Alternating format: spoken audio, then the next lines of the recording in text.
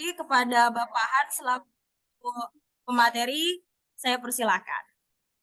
Terima kasih Ibu Mbak Moderator. Selamat pagi Bapak Ibu dosen yang turut hadir di dalam kegiatan seminar hari ini dan juga rekan-rekan mahasiswa dan mahasiswi semuanya yang sangat antusias.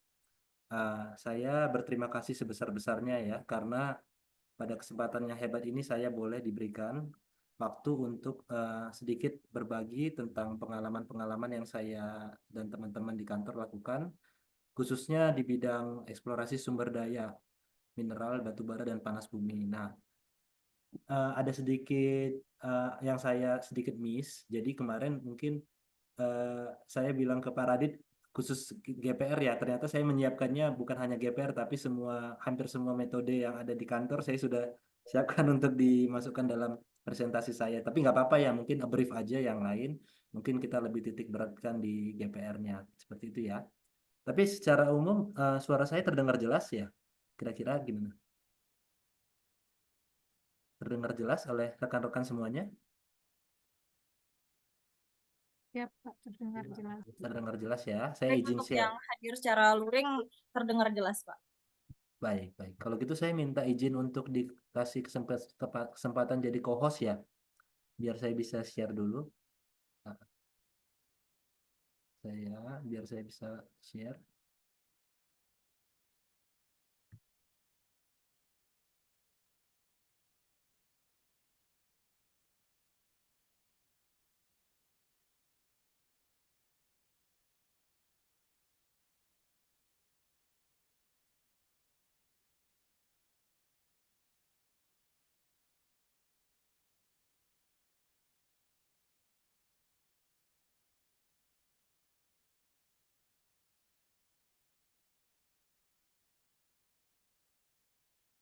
Baik, apakah Oke, sudah bisa buat share screen, Pak? sudah. Sudah. Nah, kira-kira sudah terlihat belum ya? Jadi, ininya. Slide presentasi saya sudah terlihat Siap, dengan sudah, jelas. Pak. Saya coba ini ya, slideshow dulu ya. Kebetulan ini karena banyak dia 60 slide mungkin jadi sampai agak berat dikit ya. Kira-kira saya matiin video aja ya biar lebih enak mungkin ya teman-teman ya. Nggak apa-apa ya. Bagaimana kira-kira teman-teman kalau saya off-kan video saya? It's okay? Siap, Pak. Oke ya. Oke. Nah, lanjut ya. Kira-kira ini pada kesempatan ini saya sangat bersyukur diberikan kesempatan untuk berbagi terkait judul yang sangat fenomenal ya, geofisika dalam eksplorasi energi dan sumber daya mineral. Saya sendiri bernama Hans Elmori Andreas Regar, saat ini bekerja di Kementerian Energi dan Sumber Daya Mineral. Nanti sebelum masuk ke ini apa namanya ke dalam topik, mungkin saya sampaikan dulu outline apa yang akan disampaikan pada pada presentasi saya kali ini. Nanti mohon kalau kira-kira ada gangguan atau apa, nanti mohon diinfokan kepada saya ya, Mbak Moderator ya. Biar mungkin via Japri atau apa, biar saya nanti bisa tahu kira-kira kalau misalkan ada gangguan teknis signal atau apa, atau suara saya tiba-tiba redup atau apa ya, mohon diinfokan kepada saya. Jadi outline presentasi saya kali ini yang pertama adalah pendahuluan, kedua adalah geofisika dalam eksplorasi, itu eksplorasi di kelompok kerja saya, kami menangani batu bara, aspal, dan gambut. Lalu sekilas tentang geofisika dalam eksplorasi energi, mineral, dan panas bumi. Jadi ini di luar kelompok kerja saya, jadi saya mungkin akan sedikit aja membahas sekilas terkait eksplorasi geofisika di bidang lain. Lalu yang keempat adalah tantangan dan peluang dalam uh, yang akan dihadapi oleh seorang geofisikawan. Dan terakhir adalah penutup. Lalu sebelumnya saya akan jelaskan sedikit terkait kantor kami ya. Kantor saya itu saya berkantor di Kementerian SDM, lalu di bawahnya ada banyak unit-unit eselon 1 dan saya sendiri berada di unit yang namanya Badan Geologi. Badan Geologi itu terdiri dari 4 pusat yang masing-masing menangani berbagai macam hal dan saya sendiri berada di pusat yang namanya Pusat Sumber Daya Mineral Batu Bara dan Panas Bumi. Nah, ini tugas pokok kantor saya itu kami punya tugas melakukan penyelidikan, melakukan pelayanan melakukan perekayasaan di bidang sumber daya mineral, batu bara, dan panas bumi. Jadi kami punya tugas untuk melakukan inventarisasi data di seluruh Indonesia. Tapi kalau areanya itu sudah ada yang pemiliknya, misalkan sudah ada perusahaan atau apa, kami mungkin tidak bisa masuk. Tapi ketika daerah itu masih green area, itu kami punya tugas untuk melakukan penyelidikan, pelayanan, dan perekayasaan di daerah tersebut. Lalu fungsinya juga macam-macam ya. Di sini bisa teman-teman lihat mulai dari merumuskan kebijakan, menyiapkan penyusunan kebijakan, sampai menyusun neraca sumber daya dan cadangan. Jadi informasi sumber daya dan cadangan di seluruh Indonesia itu yang mengeluarkan kantor kami, itu baik untuk sumber daya dan cadangan di bidang mineral, batu bara, maupun panas bumi. Lalu ini struktur organisasi di kantor saya. Jadi kami dikepalai oleh seorang kepala pusat sumber daya mineral, panas bumi, dan batu bara. Nah, di bawah eh, kepala pusat sumber daya ini nanti ada seorang seorang pejabat yang dinamakan kepala bagian umum, dan sisanya adalah staf-staf semua. Staf-stafnya disebut kelompok staf fungsional. Jadi saya sendiri tergolong dalam kelompok staf fungsional di sini. Lalu kita masuk ke tujuan presentasi. Pada kesempatan ini saya ingin sedikit berbagi untuk kira-kira berharap melalui presentasi ini kita bisa mengetahui peluang dan tantangan seorang geofisikawan dalam industri minerba dan panas bumi. Seperti itu. Nah, ini adalah peralatan-peralatan geofisika yang kami punyain. Jadi cukup banyak ya, apalagi mungkin di tahun ini kami ada penambahan unit-unit seperti ground penetrating radar. Lalu kami baru beli juga Super Sting, itu alat resistivity. Lalu kita baru beli juga alat seismik dan juga alat MT, ada yang baru. Jadi selain yang ini adalah update sekitar tahun 2019 data-data ini, instrumen ini. Tapi saat ini mungkin ada penambahan unit juga di kantor kami. Lalu masuk ke ini ya, ke salah satu metode yang kita lakukan, yaitu metode geofisika yang digunakan untuk batu bara. Jadi salah satu penyebab mengapa kita masih melakukan eksplorasi batu bara, walaupun batu bara itu sendiri termasuk energi yang dikatakan kurang ramah lingkungan ya, karena memang kebutuhan energi masih bergantung pada batu bara, khususnya untuk negara kita. Namun, perlu upaya untuk mengurangi emisi gas rumah kaca dampak penggunaan energi batu bara. Jadi, batu bara itu diharapkan bisa direkayasa, sehingga nanti ketika kita gunakan, apakah dia nanti bisa menjadi lebih ramah lingkungan di dalam pemanfaatannya, pembakarannya, atau kita konversi misalkan dari batu bara yang tadinya dibakar menjadi barang-barang material lain yang seperti misalkan bisa jadi pupuk batu bara, atau misalkan bisa jadi material-material maju seperti, kalau teman-teman tahu, material maju yang bisa diekstrak dari batu bara itu namanya grafen oksida. Jadi itu bisa digunakan juga untuk salah satu sumber seperti baterai lah gitu fungsinya. Jadi dia bisa menggantikan litium atau digunakan bersama-sama dengan litium. Nah, tapi kan produk walaupun kita melakukan sintesis semacam itu, kita tetap membutuhkan informasi produk batu baranya sendiri, kira-kira di bawah permukaan itu berada di kedalaman berapa gitu ya. Dan itulah sebabnya makanya metode geofisika itu juga masih dibutuhkan gitu di dalam eksplorasi batu bara seperti itu. Nah, ini kurang lebih gambaran singkat terkait proses pembatu baraan. Jadi awalnya dia adalah dalam bentuk gambut, lalu dia mengalami pembatu baraan, sehingga dia dalam jangka waktu tertentu dia akan berubah menjadi batu bara muda atau lignit. Lalu dengan pressure dan temperatur yang semakin meningkat, dia akan berubah menjadi batubara si bituminus dan pada akhirnya akan menjadi batubara antrasit jika memang kondisinya memungkinkan untuk dia berubah dari batubara yang lebih mudah menjadi batubara antrasit seperti itu. Nah, lalu apa yang bisa kita lakukan nih terkait eksplorasi batubara tadi? Salah satunya adalah kita bisa membantu rekan-rekan geologi untuk mengidentifikasi lapisan batubara yang dalam, gitu ya. Kira-kira lapisan batubara yang dalam itu ketebalan 300 sampai 400 meter atau 500 meter.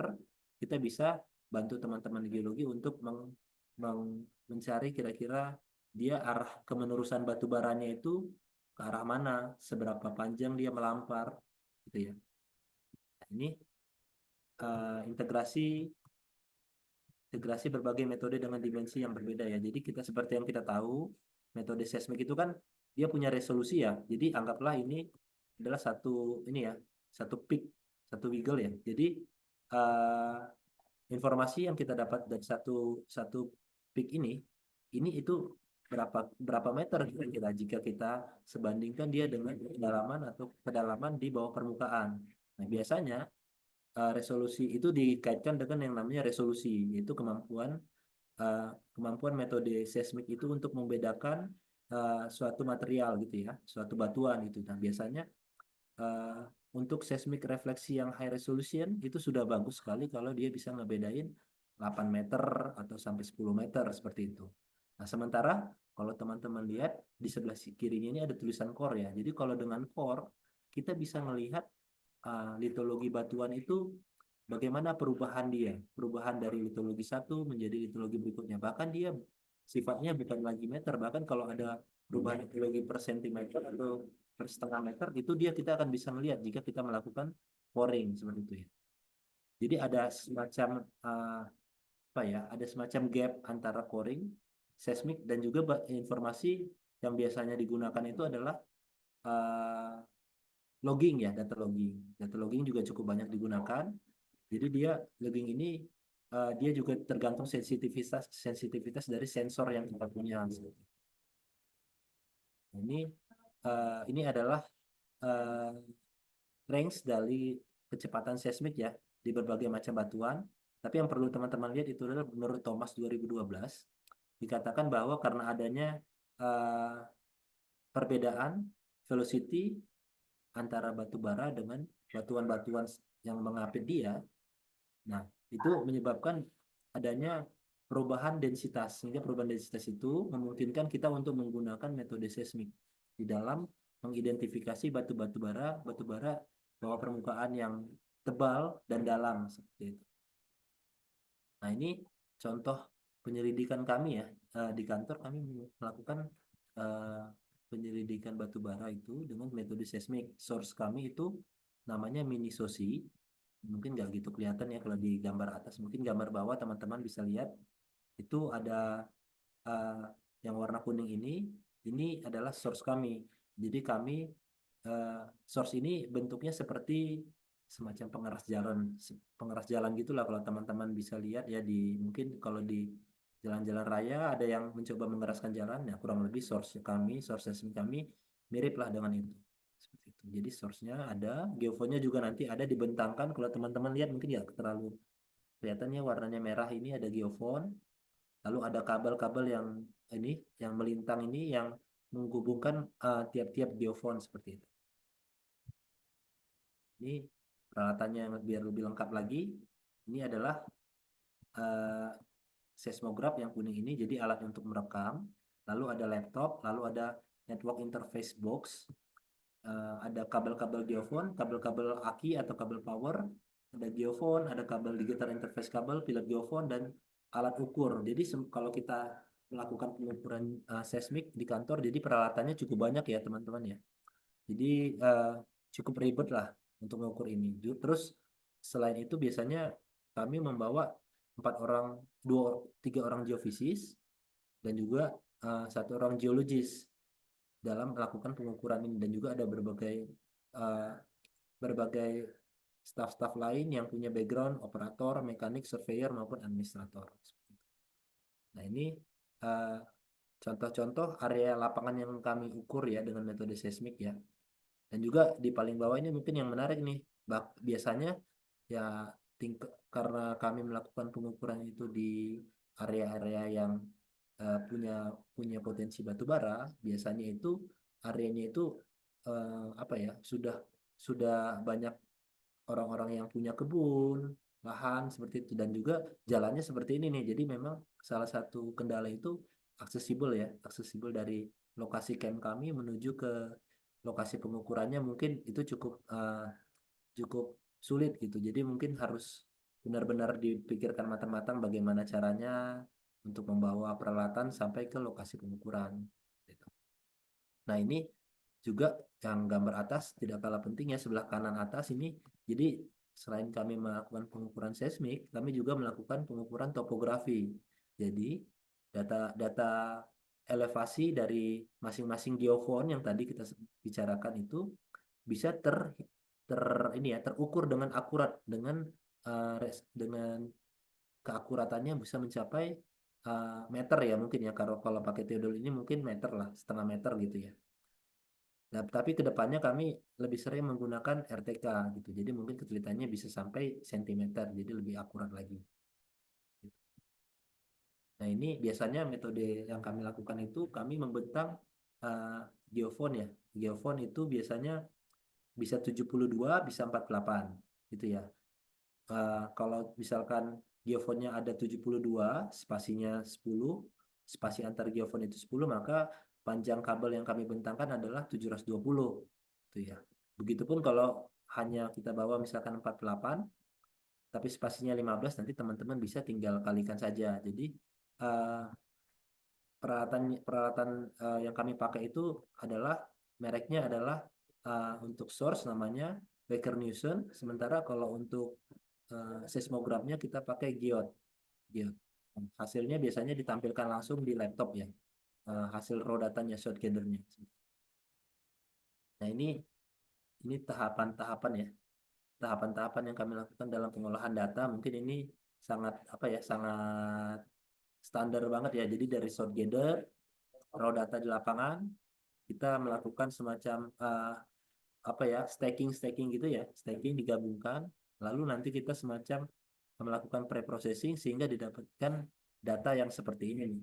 Lalu jika kita udah mulai melihat ya kayak semacam ada layering gitu ya dari tahapan pre-processing ini, lalu kita melakukan tahapan lain sehingga layering tadi yang ada menurut kita bahwa ini data ini masih bisa diimprove nih kualitasnya, maka kita melakukan tahapan-tahapan lain, tahapan pemrosesan lain, bisa velocity analysis, bisa NMO, residual, bergantung pada kebutuhan kita. Nah, kalau sudah kita lakukan, nanti biasanya ada kemungkinan datanya bisa jadi lebih bagus atau jadi lebih jelek gitu ya, tergantung experience kita di dalam melakukan pengolahan data seperti ya.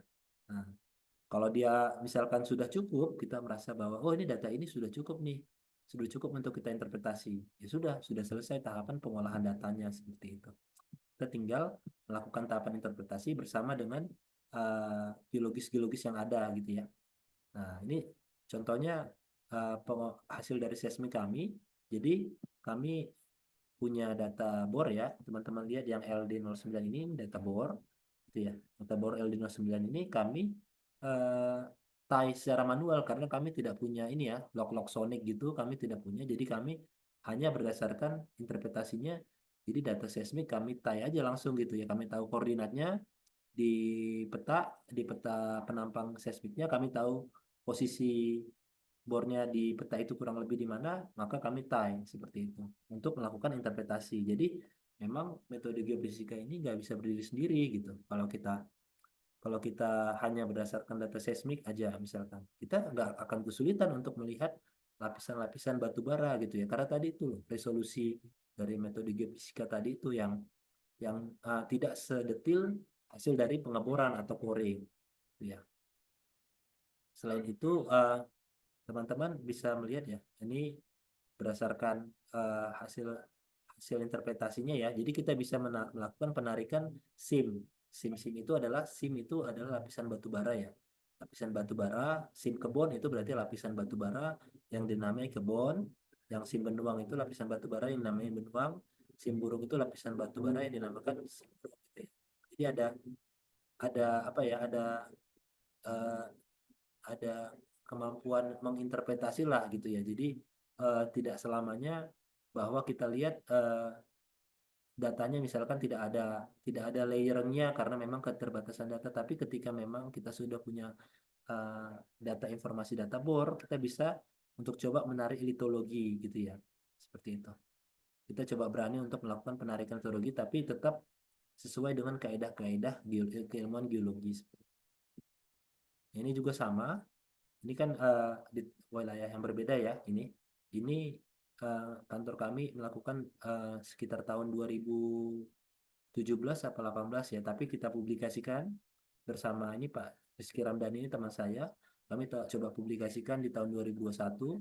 Kita melihat bahwa sebenarnya eh, perlapisan bawah permukaan itu bisa kelihatan ya konfigurasinya melalui metode seismik ya. Mungkin PR-nya adalah pada kedalaman 100 meter ke atas mungkin dia agak blur ya. Kita nggak ngelihat adanya pola refleksi, tapi untuk di bawah 100 meter kita bisa melihat bahwa metode seismik itu mampu untuk menggambarkan ah, met- kondisi bawah permukaan di lapisan batu bara. Lalu yang kedua adalah survei logging ya. Kita juga melakukan eh, kegiatan logging geofisika. Logging geofisika itu biasanya kita gunakan untuk mengetahui secara akurat kira-kira posisi batu bara itu berada di kedalaman berapa, ketebalannya berapa. Karena memang metode logging ini metode yang paling powerful lah saat ini ya. Karena dia di selain logging ya, selain coring ya. Karena dia dengan sensor-sensor tertentu dia bisa sensitif melihat perubahan fasies atau perubahan litologi dari misalkan dari lempu jadi batu bara atau dari batu bara menjadi batuan lain, misalkan berjadian batu lempung lagi di bawah permukaan. Nah, dia cukup sensitif sehingga metode ini uh, sangat powerful digunakan oleh perusahaan-perusahaan batu bara. Nah, itu bagaimana sih caranya? Sederhananya adalah kita eh, punya peralatan logging, biasanya disimpan di dalam truk logging. Lalu biasanya bentukannya seperti ini nih, prop. Terus kita punya kabel-kabel yang dinamakan winch. Gitu. Jadi nanti kabel atau winch itu nanti diturunkan eh, ke dalam sumur atau lubang bor. Nanti karena kalau misalkan kita turunkan ke apa namanya? Kalau misalkan kita turunkan peralatan logging ini gitu kan biasanya kan ada kayak semacam terlipat lah atau apa gitu ya. Jadi sehingga kita lebih prefer ketika kita menurunkan instrumen logging kita tidak melakukan pengukuran. Jadi kita berharap instrumen loggingnya sudah sampai ke titik pengukuran kita, misalkan 100 meter nih kedalaman yang mau kita ukur loggingnya. Sudah sampai di titik 100 meter, barulah kita tarik ke atas. Kan itu posisinya kabelnya, winch itu kabel ya, kabel yang diturun untuk naik turunkan si si sensor ini ya, prop ini ya. Nah, kabelnya itu kan sudah tegang. Dengan asumsi itu baru nanti ketika melakukan pengukuran dia tidak akan ada ambiguitas di dalam datanya seperti itu. Nah, ini peralatannya tetap juga sama ya, sama eh, ada ada kayak semacam sensornya, sensor loginya. Lalu ada laptopnya untuk mendisplay. Lalu ini yang tadi saya bilang kabel itu dinamakan winch ya, tergantung kebutuhan kita mau 100 meter, 200 meter atau bahkan lebih sampai 1000 meter juga ada. Lalu ini ada propnya. Jadi prop ini nanti akan ditempelkan di dalam di winch, di attach. Lalu nanti sensor-sensornya berada biasanya di ujung prop ini. Seperti itu.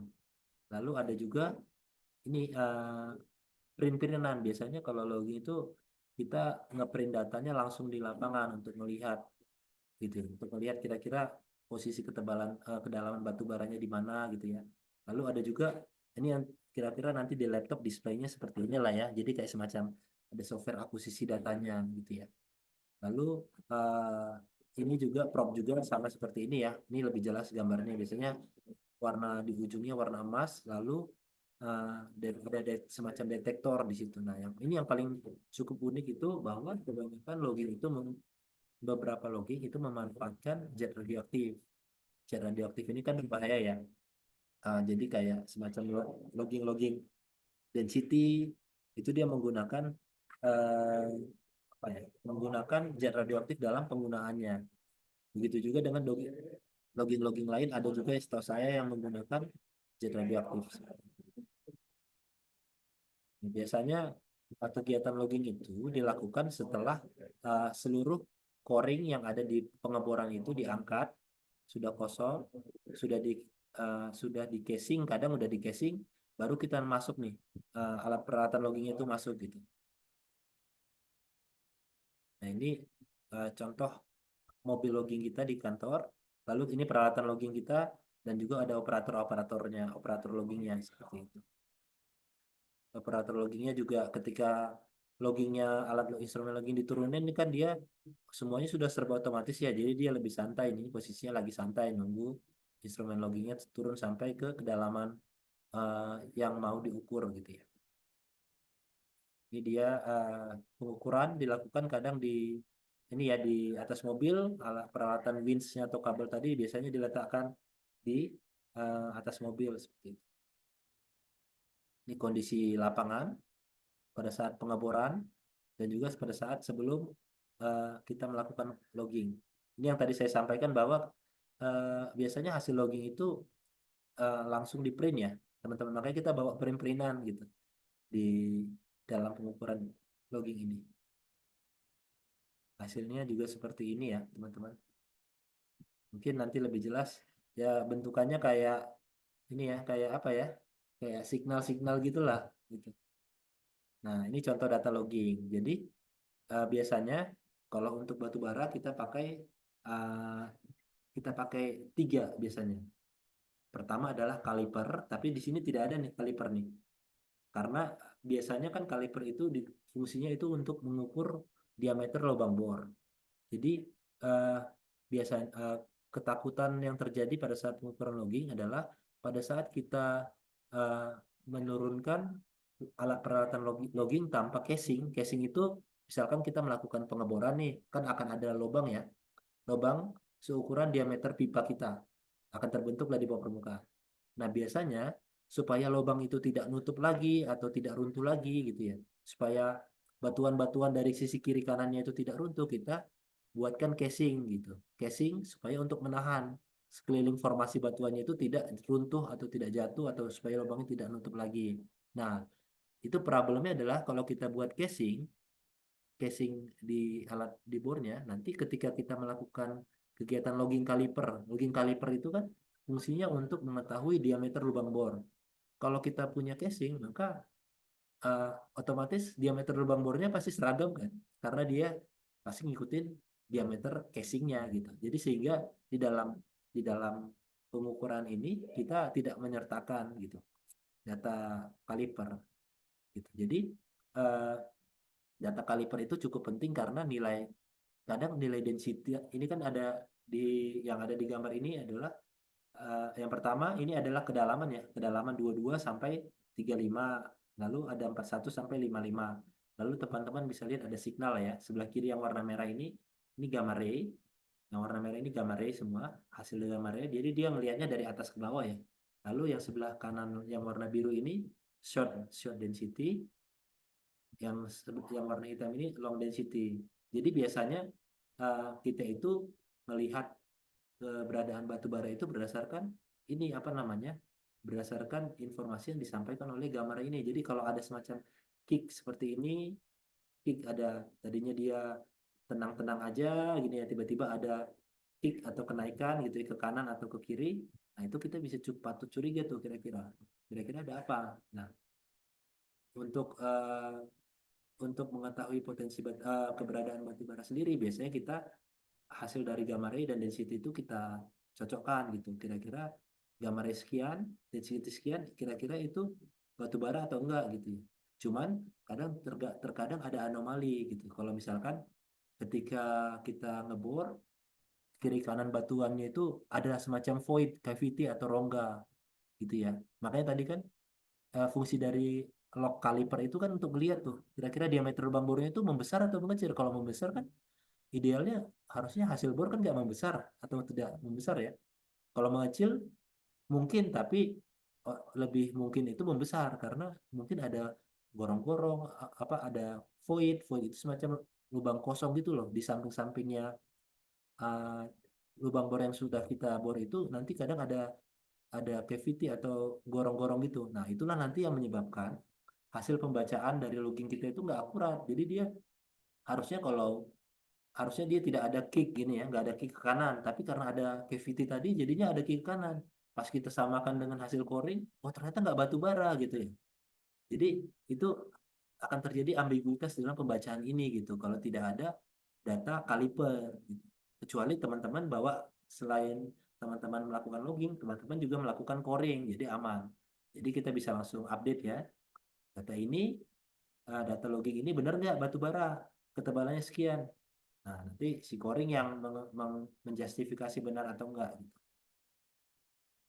Nah, oke, selain logging tadi, kami juga di kantor melakukan survei resistivity gitu ya. Kemarin kita sempat mencari air tanah di gambut ya. Jadi kasusnya kita bantu kolaborasi dengan Badan Restorasi Gambut saat itu namanya.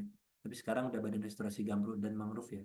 Tahun 2016 kita melakukan penelitian carian air tanah untuk apa ya? Untuk supaya kita bisa langsung ketika kebakaran hutan, kita tahu potensi air di mana, langsung kita menyedot airnya dan langsung eh, menggunakan air itu untuk menginiin apinya gitu ya, memadamkan apinya. Kemudian nanti untuk digunakan untuk proses pembasahan di sisi-sisi lahan gambutnya. Nah, ini peralatan yang kita menggunakan Iris Supersting 72 channel gitu ya. Lalu kita punya kendala-kendala juga ya, sama seperti yang lainnya, kendala pasti ada. Pertama, minim akses jalan, terus ada lokasi lahan terbakar cukup jauh dari pemukiman, karena kita kan pasti nginapnya di daerah pemukiman ya. Terus peralatan geolistriknya juga cukup berat, seperti ini. Di kondisi yang harus kami lalui untuk menuju daerah-daerah yang terbakar itu ini tahapan sederhana aja. Jadi kita dari data lapangan, kita filtering, inversi, lalu hasil inversinya kita interpretasi gitu ya. Ini paling simpel lah mungkin ya, data hasil hasil apa geolistrik ini ya. Ini contohnya, jadi kita berdasarkan uh, informasi geologi ya, kita dapatkan informasi geologi gitu dari uh, orang-orang yang sudah mapping geologi sebelum ke sana atau orang-orang yang sudah punya data bor gitu ya di daerah yang dekat-dekat dengan lokasi. Jadi kita bisa kira-kira melakukan uh, interpretasi geologi lah semacam itu. Jadi kita bisa melihat kira-kira akifernya di mana, non akifernya di mana, akiternya di mana, gitu ya dari gambar ini. Jadi kita nanti pada akhirnya akan bisa merekomendasikan kira-kira untuk kasus yang kami lakukan, kita bisa tahu bahwa kira-kira akifernya itu berada di kedalaman berapa, sehingga nanti kita bisa lakukan pengeboran, gitu. Lalu nanti airnya itu untuk entah itu nanti akan disimpan dulu di suatu wadah penyimpanan di bawah tanah atau apa gitu ya. Intinya peran kita itu geofisika, kita bisa ngasih tahu, ngasih rekomendasi kira-kira dengan metode geofisika geolistrik kedalaman air kira-kira berapa gitu ya. Ini juga hasilnya sama ya. Ini lebih ke arah kita iseng-iseng coba ngelihat apakah sebenarnya metode geolistrik ini bisa nggak sih ngelihat apa ya ke, ketebalan gambut gitu. Ternyata bisa juga nih. Dengan catatan mungkin jarak antar geofonnya harus harus ini ya, harus apa namanya, harus sangat pendek gitu. Mungkin bisa sampai 1 meter gitu ya. Jadi resolusinya cukup bagus gitu untuk melihat eh, konfigurasi ketebalan gambut di area gambut gitu ya. Lalu selain itu kita juga menggunakan survei GPR untuk identifikasi gambut di kantor. Jadi mungkin karena topiknya lebih banyak ke GPR, mungkin saya coba infokan ya terkait metode ini sedikit. Mungkin teman-teman juga sudah banyak yang sudah paham juga yang jadi GPR itu ada A-scan, ada B-scan, C-scan. Kalau A-scan itu biasanya satu dimensi. Satu dimensinya itu biasanya wiggle atau trace-nya. Itu kalau teman-teman melakukan pengukuran nanti langsung kelihatan A-scan ini. A-scan ini belum mengukur pun kita sudah dapat infonya. Gitu ya. Ketika kita men-setting parameter Lalu basecamp ini adalah kumpulan asken. Asken yang sudah di stack itu biasanya akan berubah jadi biscan atau penampang dua dimensi. Lalu biscan ini ketika dikumpulkan itu dia akan menghasilkan C-scan atau tiga dimensi. Ini C-scan yang ada di sini ini adalah hasil dari sudah biscan yang dikumpulin lalu dia di slice. Di slice itu kayak di apa ya, dipotong per kedalaman gitu ya. Jadi kita bisa melihat ada berbagai macam anomali-anomali. Nah, peralatan GPR itu juga cukup simple sekali dia. Jadi kita punya alat, kita punya operator satu atau dua, alatnya kita dorong, kita bisa langsung dapat penampang GPR. Nah, yang susah apa? Yang susah adalah bagaimana menginterpretasinya. Gitu. Interpretasi GPR cukup susah. Kalau untuk processingnya mungkin tidak begitu susah, tapi kalau interpretasi lebih susah lah dibandingkan processing datanya. Gitu. Nah, ini peralatan yang kita miliki di kantor nih, kita punya frekuensinya 150, 70, dan 40. Jadi makin rendah frekuensinya, biasanya penetrasi kedalaman yang bisa dicapai oleh alatnya itu bisa lebih dalam. Tapi resolusinya jadi lebih jelek gitu ya. Kalau yang 150 MHz dia resolusinya bisa lebih bagus, tapi penetrasinya dia lebih dangkal gitu. Jadi seperti itulah kurang lebih hubungan antara frekuensi antena GPR dengan penetrasi kedalaman dan resolusi. Jadi di kantor kita punya dua control unit. Ada yang namanya MESA, ini kayak PDA aja, kayak tab, gampang banget ya. Jadi dia MESA ini nanti akan dikoneksikan dengan instrumen georadarnya itu melalui Bluetooth. Nah, itu dengan MESA. Tapi kalau yang SIR 3000 ini alat yang lebih apa ya, yang lebih lama lah, lebih jadul ya. Jadi dia masih menggunakan kabel. Jadi kabel digunakan untuk menghubungkan antara kontrol unit ini dengan antena. Jadi ada kabel. Jadi ini sedikit lebih ribet lah, lebih ribet dan lebih berat dibandingkan alat MESA ini. Nah, ini biasanya kalau kita melakukan pengukuran GPR, tahapan pertama yang kita lakukan adalah tahapan kalibrasi kecepatan seperti itu ya. Jadi kita GPR itu kan sebenarnya dia tidak memberitahukan kedalaman dari bawah permukaan yang kita cari. Dia hanya memberitahukan kira-kira time-nya berapa ya, gitu ya. TWT-nya berapa, two-way travel time-nya berapa gitu. Jadi kita butuh konversi dari TWT ini menjadi depth gitu ya. Nah, salah satunya dengan menggunakan kalibrasi kecepatan ini gitu ya. Common midpoint gitu. Jadi kalau kita sudah melakukan pengukuran common midpoint atau CMP, nanti kita bisa tahu kira-kira dia akan merekomendasikan kira-kira average velocity dari area yang kita ukur itu kira-kira berapa. Nah, selain dengan metode CMP ini, kita juga bisa menggunakan metode lain. Misalkan teman-teman melakukan pengukuran GPR tapi tidak melakukan metode CMP. Teman-teman masih ingin mengkonversi dari time tadi TWT jadi depth. Caranya ada. Teman-teman cari aja daerah yang misalkan tersingkap ya, terbuka gitu. Teman-teman lihat misalkan di dekat situ ada nggak kira-kira sesuatu yang tersingkap tapi dia bentukannya kayak anomali gitu. Misalkan ada pipa di antara beton. Nah, pipanya pasti kan jadi anomali ya. Teman-teman ukur aja. Dia kan tersingkap, yang namanya tersingkap pasti kita bisa lihat kita bisa observasi kan dengan mata kita. Kita lihat, kita ukur ketebalannya berapa. Gitu ya. Kedalamannya berapa, bukan ketebalannya berapa. Kedalamannya berapa, lalu ketika kita melakukan pengukuran GPR tepat di atas pipa itu, nah kita kan tadi nanti dapat informasi apa ya namanya karakteristik dari pipa itu di GPR nanti ada, lalu kita dapat informasi TWT tadi kedalaman time-nya berapa, lalu kita coba-coba aja, kita coba-coba kira-kira dengan kita ubah-ubah velocity-nya jadi berapa, harusnya kedalaman pipanya itu jadi segini, aslinya segini nih kedalaman pipa. Nah itu bisa kita gunakan metode namanya ground truth. Ground truth itu kita punya informasi kedalaman atau ketebalan di dunia nyata, kita sesuaikan dengan hasil dari GPR kita. Itu namanya ground truth. Selain itu apa? Ada lagi metode lain. Jadi namanya hyperbola fitting. Hyperbola fitting itu kita meminta bantuan dari software. Misalkan nih, kayak tadi lagi contohnya pipa lagi ya. Misalkan teman-teman punya pipa di bawah permukaan, teman-teman ukur dari atas permukaan, kelihatan nih ada pola yang menunjukkan bahwa pola tersebut adalah pola pipa. Lalu teman-teman tinggal melakukan yang namanya di software teman-teman hyperbola fitting. Nanti dari hyperbola fitting itu nanti kita bisa dapat informasi ini. Harusnya daerah yang saudara sedang ukur ini velocity-nya kira-kira berapa. Nah, teman-teman kalau sudah punya velocity bisa konversi itu dari time ini, dari time jadi depth ya. Nah, ini biar teman-teman bisa kebayang ya. Ini kan sudah dalam depth ini ya. Sudah dalam depth gitu ya. Jadi sebenarnya awalnya itu raw data dari GPR itu adalah dalam time. Saya konversi sendiri nih gitu. Saya punya informasi ketebalan. Ini konteksnya adalah gambut ya. Ini saya lakukan pengukuran di Kalimantan Barat di Mempawah. Jadi teman-teman lihat sendiri nih batas antara gambut dan juga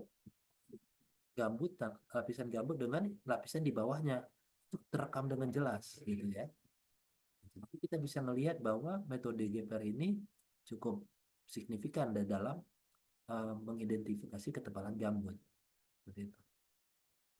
Ini juga sama kalau kita interpretasi, teman-teman tinggal tarik aja kira-kira batas antara gambut dan non gambutnya di mana gitu, ya kan? Jadi teman-teman kalau enaknya kita metode geofisika itu kita kalau bor misalkan, bor itu kan cuma satu titik ya. Kalau metode geofisika itu kita bisa langsung penampang gitu. Penampang itu panjang lintasannya nih misalkan saya ukur 177 meter. Kalau teman-teman orang pengukuran melakukan pengeboran eh, per 1 meter sepanjang lintasan saya ini berarti mereka punya 177 titik. Bayangkan, kita hanya jalan hanya mungkin untuk 177 meter ini jalannya mungkin 1 jam, tapi kita sudah dapat informasi bawah permukaan. Nah, bayangkan sebegitu pentingnya ilmu kita, ilmu geofisika ini, teman-teman. Untuk membuat semuanya jadi lebih mudah, lebih simpel, gitu ya. Nah, ini saya coba, sorry ya, ini selanjutnya. Nah, ini juga sama nih. Jadi teman-teman, ini domainnya tadi dalam ini ya. Sekarang saya coba menganalisis amplitudenya dia. Jadi amplitude dari si penampang GPR-nya itu saya analisis. Ternyata sama juga bentukannya. Jadi ini kita bisa melihat nih batasan antara gambut dan gambut yang di atas dan non gambut yang di bawah. Jadi memang sudah cukup proven kalau metode GPR ini bisa digunakan di dalam eksplorasi gambut gitu ya. Dan juga mungkin kan kedepannya gambut ini cukup signifikan, cukup seksi karena banyak digunakan untuk di dalam hal penghitungan carbon trading gitu ya. Mungkin kita tidak seperti orang-orang kehutanan atau orang-orang yang bergerak di bidang pertanian dan lain-lain yang bisa menghitung carbon trading di atas permukaan gitu ya. Misalkan karbon yang diserap oleh daun, dahan, ranting dan lain-lain. Tapi kita bisa memberikan informasi kira-kira karbon yang diserap oleh gambut yang ada di bawah permukaan itu kira-kira berapa sih? Nah, kita bisa tahu nih. Kita bisa menggunakan metode geofisika untuk menganalisisnya. Nah, ini selain itu juga metode ini teman-teman yang ada teman-teman lihat warna merah ini ya, garis-garis ini adalah lintasan GPR saya waktu saya melakukan pengukuran di Kuburaya. Kuburaya. Jadi berdasarkan informasi GPR maupun kita kan banyak nih melakukan titik bor nih, teman-teman ada banyak titik bor di sini. Bulat-bulat ini adalah titik bor. Dari hasil keduanya ini, kedua metode ini kita langsung melakukan delineasi. Kira-kira peta ketebalan gambut itu seperti apa sih gitu ya. Teman-teman lihat di legendanya ini itu ketebalan gambutnya yang warna coklat ini 0 sampai 1 meter. Nah, berarti kalau teman-teman berada di daerah ini bawa GPS gitu ya, berada di daerah sini. Nah, itu ketebalan gambutnya itu relatif dari 0 sampai 1 meter. Lalu begitu terus sampai yang paling dalam nih. Paling dalam warnanya merah ini ya, 7 sampai 8 meter. Nah, ini kita bisa melakukan delineasi seperti ini salah satunya dengan menggunakan metode geofisika, GPR, juga dengan bantuan metode coring seperti itu. Nah, nanti pada akhirnya informasi ini bisa kita gunakan gitu ya. Ketebalan ini kan penting nih buat pemerintah daerah, buat warga lokal, buat LSM. Itu kan kira-kira bisa digunakan informasi ini untuk nanti kira-kira tata guna lahannya itu baiknya seperti apa gitu ya. Ketebalan gambut sekian baiknya digunakan sebagai apa? Apakah harus di preserve atau masih bisa digunakan untuk lahan pertanian atau dan selain sebagainya. Selain itu juga baru kemarin banget saya sekitar seminggu lalu presentasi terkait bahwa peran metode GPR di dalam apa namanya di dalam mengidentifikasi lahan-lahan gambut yang terbakar gitu ya. Jadi kan itu juga cukup cukup signifikan, ilmu GPR kita ini bisa digunakan untuk mengidentifikasi eh, lahan gambut sudah terbakar seperti apa di daerah mana, nanti pada akhirnya kita bisa memberikan masukan kira-kira harusnya pemangku kebijakan itu bisa memberikan rewetting ya, pembasahan kembali di daerah itu supaya tidak terulang terjadinya kebakaran gambut seperti itu. Nah, ini salah satu teknologi. Mungkin memang teknologi ini GPR-nya diangkat tapi dengan drone ya, seperti ini. Jadi ini sangat memudahkan, kita nggak perlu capek-capek lagi jalan, nenteng-nenteng GPR, kita tinggal suruh aja drone-nya untuk mengukur gitu ya, otomatis gitu, dia bisa lakukan grid. Nah, ini lintasan yang kami lakukan dengan drone ya, hasil trackingnya lintasannya. Nah, ini ternyata hasilnya tidak sebagus itu ya, karena memang ada keterbatasan di dalam teknologi drone GPR ini. Teman-teman biasa lihat ya, gambarnya kurang lebih seperti ini pada saat ketinggian terbangnya 20 meter. Masih kami turunkan tinggi terbang drone dengan lintasan yang sama, itu hasilnya juga masih mirip-mirip gini ya, tapi beda gitu. Harusnya kan konsisten ya, konsisten gitu. Tapi terbang 7 meter hasilnya beda, terbang 2,5 meter beda. Nah, akhirnya kan yang bisa kita pegang cuma satu ya. Karena memang sudah proven bahwa GPR itu bisa untuk melakukan pengukuran gambut tadi ya. Gitu ya. Banyak peneliti di seluruh dunia yang sudah membuktikannya. Nah, ini tinggi terbang 0 meter, artinya tidak pakai drone. Nah, hasilnya harusnya seperti ini nih. Ini yang benar nih seperti ini, tapi ternyata kita lihat ada banyak ambiguitas gini ya, sini. Jadi kayak semacam banyak artifak-artifak atau barang-barang yang seakan-akan ada tapi sebenarnya tidak ada gitu di bawah permukaan. Nah, di sini kami akhirnya menyimpulkan bahwa untuk kasus drone GPR itu tidak cukup bagus lah ketika digunakan di daerah-daerah yang padat penduduknya gitu.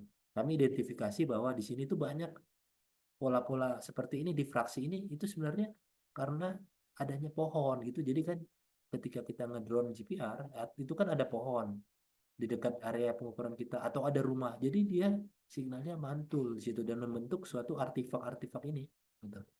Jadi seakan-akan ini ada di bawah permukaan padahal nggak ada gitu. Nah, jadi akhirnya kita bisa berikan kesimpulan seperti itu. Cuman metode drone ini apakah tetap bisa digunakan? Menurut saya tetap bisa.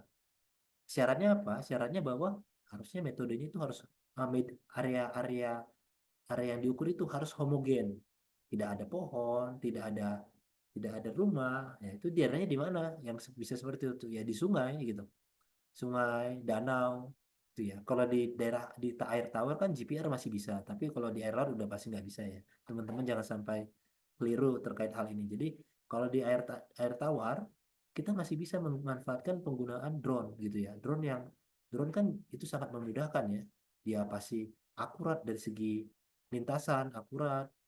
Ya, kalau kita ngukur di atas sungai, kita pakai apa perahu, kita goyang-goyang, ngukur GPR gitu kan, udah geser nanti ininya kita lintasan kita. Tapi kalau drone kan dia nggak bergantung arus kan, dia sudah pasti proven di daerah situ. Nah, kalau untuk di sungai, kami rasa cukup signifikan bisa menggunakan drone. Lalu selain di sungai, eh, kita juga bisa menggunakan drone GPR itu untuk pemetaan di ini ya di daerah es gitu ya. Jadi kan memang di es ya nggak mungkin ada ini juga kan ada pohon atau ada rumah gitu ya. Mungkin kalaupun ada mungkin kita carilah gitu daerah-daerah yang es yang nggak ada rumah-rumah. Jadi kita bisa mengukur ketebalan es gitu ya berapa atau kita bisa mengukur tadi kalau di sungai atau danau kita bisa kalau masih ada gambut di sungai atau danau kita bisa lihat ketebalan gambut di sungai yang terendapkan di sungai terendapkan di danau atau kalau ada pipa di sungai gitu ya kita bisa melihat pipanya gitu ya kira-kira pipa itu kedalamannya berapa gitu ya atau misalkan teman-teman mau masang tiang pancang jembatan gitu ya pengen tahu bedrocknya berapa gitu kan GPR bisa nanti bisa kita kasih tahu kira-kira bedrocknya bapak atau ibu nanti bakal ketemu di kedalaman 7 meter kira-kira lapisan Jadi lapisannya lapisan keras gitu, kira-kira ketebalannya sekian. Nah, itu bisa ngebantu. Metode GPR itu bisa ngebantu lah untuk hal-hal seperti itu. Selain mungkin metode GPR juga bisa digunakan untuk ya ini yang standar lah ya, yang dangkal-dangkal seperti utilitas, kabel, nyari pipa, gitu ya. Terus untuk melihat jalan, apakah ada yang jalannya itu yang sudah rusak gitu ya, karena misalkan tulangan-tulangannya basah, terus konkritnya jadi agak apa namanya, jadi agak kurang kurang bagus, itu kita bisa lihat gitu ya. Misalkan di jalan raya mau ngelihat ada kerusakan kerusakan jalan bisa pakai GPR. Jalan bandara misalkan karena selalu sering dilewati misalkan pesawat, apakah jalannya masih bagus atau enggak, kita masih bisa menggunakan metode GPR gitu ya.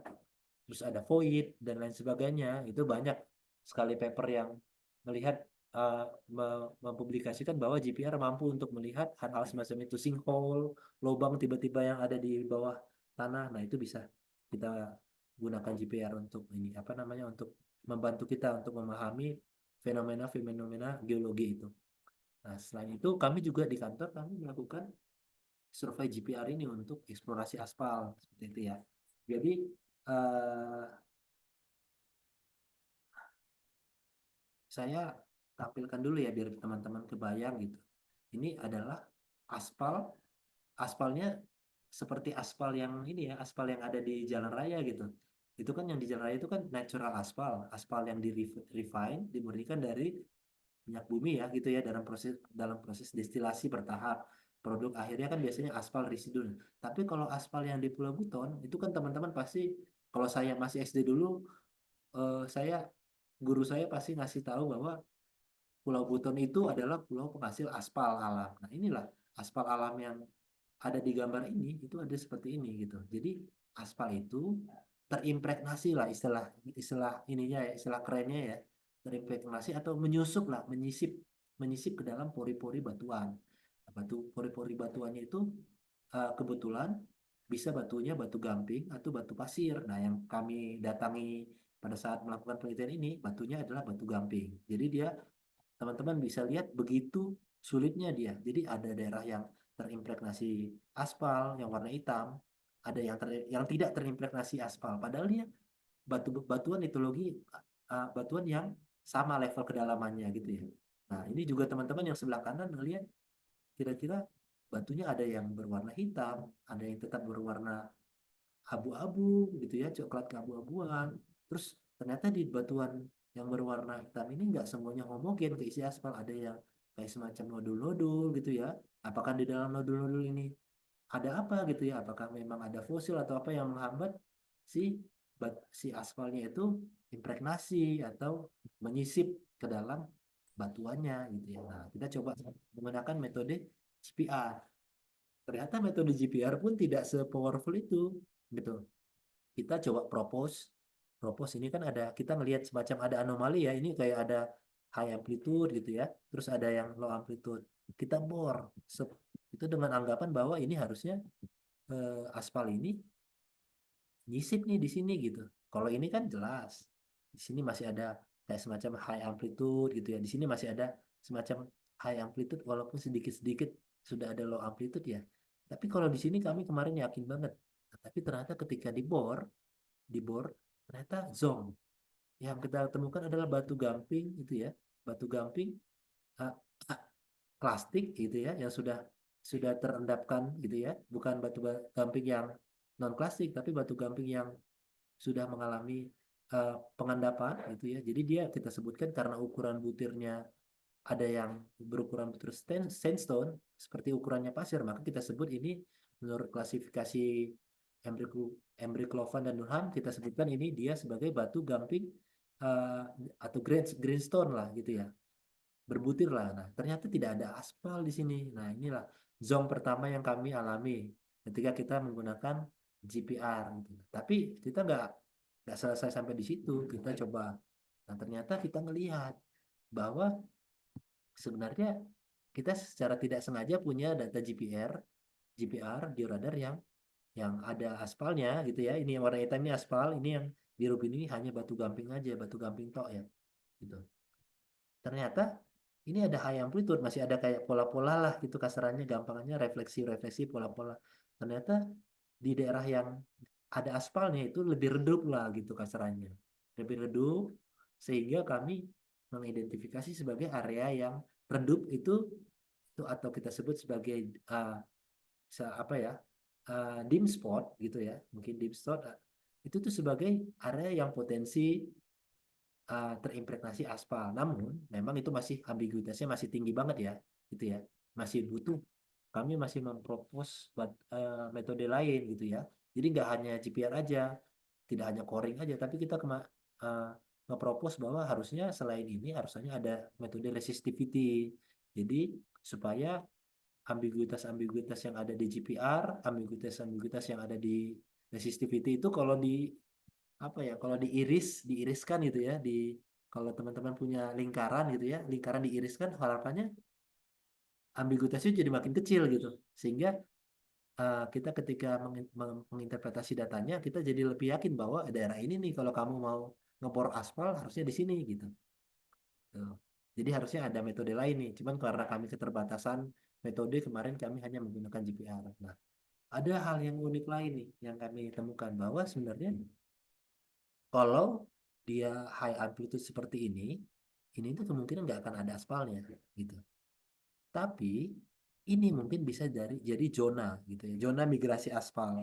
Jadi aspalnya itu bisa melakukan migrasi di masa lalu gitu ya, migrasi sampai kepada posisinya saat ini, yaitu tersingkap lah ya, tersingkap di atas permukaan itu tuh melewati jalur-jalur ini. Jadi kita metode GPR itu cukup penting untuk melihat jalur-jalur migrasinya. Jalur migrasinya itu seperti apa? Bisa berupa uh, geological struktural, misalkan ada patahan gitu ya, atau ada fracture gitu ya di batu gampingnya tadi. Nah, itu bisa jadi jalur di mana nanti pada akhirnya si aspal itu bisa muncul di sini nih. Di HD02 ini adalah singkapan aspal. Nanti dia untuk menuju sini mungkin kita bisa melakukan pendugaan bahwa dia lewat ke sini gitu.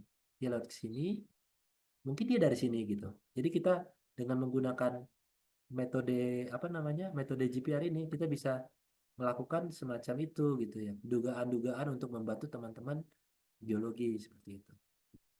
Nah mungkin udah ini ya untuk yang kelompok kerja saya udah selesai nih yang apa namanya yang saya cuman batu bara gambut sama aspal gitu ya. Jadi selanjutnya mungkin untuk sekilas-sekilas aja ya saya juga tidak begitu expert gitu untuk yang metode geofisika selain yang ada di kelompok kerja saya gitu. Tapi saya bisa sampaikan bahwa inilah metode-metode yang dipakai oleh teman-teman kita di Panas Bumi. Ada macam-macam, ada alatnya juga ada di kantor semua.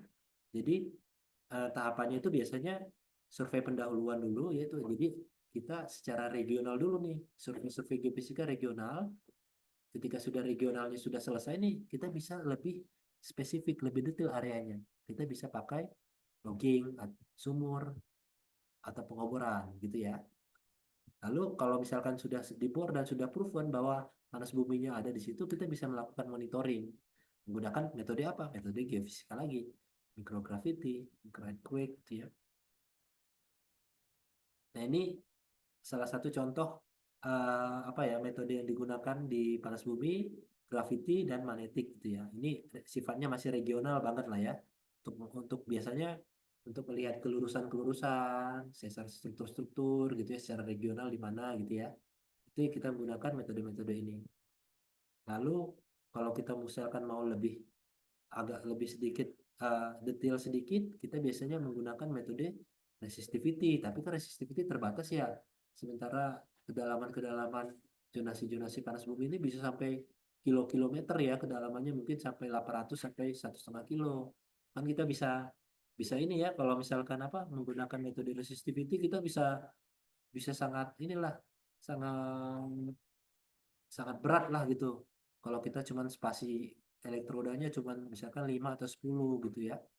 Nah, jadi metode resistivity ini bagus tapi tidak cukup baik untuk kedalaman-kedalaman yang sangat dalam. Untuk akhirnya teman-teman di panas bumi dia juga menggunakan metode magnetotelurik namanya. Dia bisa lebih dalam tapi resolusinya nggak sebagus resistivity memang gitu ya, tapi kita setidaknya bisa dapat informasi eh, apa ya, reservoir panas buminya kurang lebih di mana gitu ya, yang low resnya, low resistivity-nya gitu kan.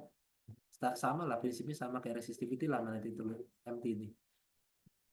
Ini juga teman-teman, kita pada akhirnya akan melihat zonasi-zonasi teman-teman gitu.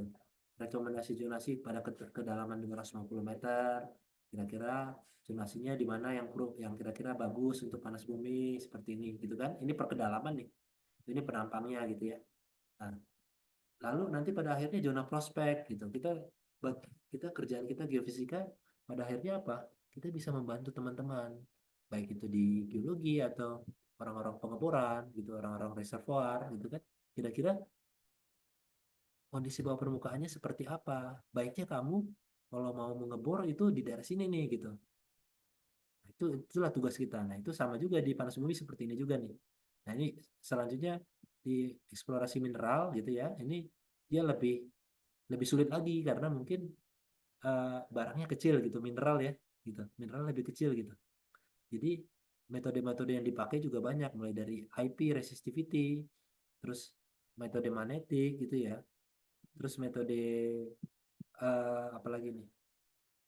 Iya ya, kebanyakan IP, resistivity sama magnetik gitu. Jadi dalam dalam interpretasinya juga nggak bisa berdiri sendiri karena ambiguitasnya tadi, range range frekuensinya tadi, range nilai, misalkan contohnya nilai resistivity itu untuk mineral ini gitu ya, mineral X itu terlalu lebar gitu. Jadi kita nggak bisa berdiri sendiri nih metode geofisika gitu. Jadi harus dibantu salah satunya dengan metode apa? Metode geologi atau metode geokimia seperti itu. Ini teman-teman bisa lihat ya, jadi prinsipnya sama, jadi kita bisa dengan geofisika membantu untuk mendeliniasi zonasi prospek untuk nanti pada akhirnya dilakukan pengoboran gitu. Jadi teman-teman yang harus yakin bahwa metode kita ini, metode geofisika adalah metode pendugaan, sifatnya pendugaan. Metode yang paling proven adalah metode core. Jadi sehingga ketika sudah di coring, sudah dibor, nah ketika proven bahwa barangnya ada, nah itulah yang paling bisa kita percaya. 100% bisa kita percaya. Metode geofisika ini sifatnya pendugaan. Jadi belum bisa digunakan untuk klasifikasi, misalkan untuk menghitung sumber daya gitu ya. Itu kalau misalkan di dalam industri-industri pertambangan misalkan ya, itu belum bisa digunakan nih metode geofisika sebagai dasar untuk menghitung sumber daya gitu. Apalagi cadangan gitu ya. Jadi masih bor gitu. Tapi nggak apa-apa, nggak apa-apa. Kita masih bisa ngebantu. Ibarat kata teman-teman geologi atau pengeboran, kalau mau ngebor tanpa data, misalkan tidak ada singkapan di atas permukaan, atau kondisi geologinya terlalu ini ya, terlalu bervariasi gitu ya, gitu. Nah, itu kira-kira mereka nggak akan bisa melakukan pengeboran kalau tidak tanpa bantuan dari metode geofisika. Gitu. Jadi kita masih bisa inilah ya, berkontribusi lah di dalam dunia tambang atau dunia dunia migas, panas bumi, atau bahkan geoteknik dan lain-lain. Nah, ini peluang ilmu geofisika ini kira-kira bakal seperti apa ya, gitu ya. Ini saya coba sarikan, mungkin ada 3. Yang pertama, kita lihat banyak sumber energi baru maupun mineral ekonomis yang membutuhkan metode geofisika dalam mencari keterdapatannya secara regional. Sumber energi baru itu kalau teman-teman lihat sumber energi hidrogen misalkan, itu kan sudah mulai banyak ya orang yang melakukan penelitian-penelitian hidrogen. Dan hidrogen itu posisinya di mana? Jauh di bawah.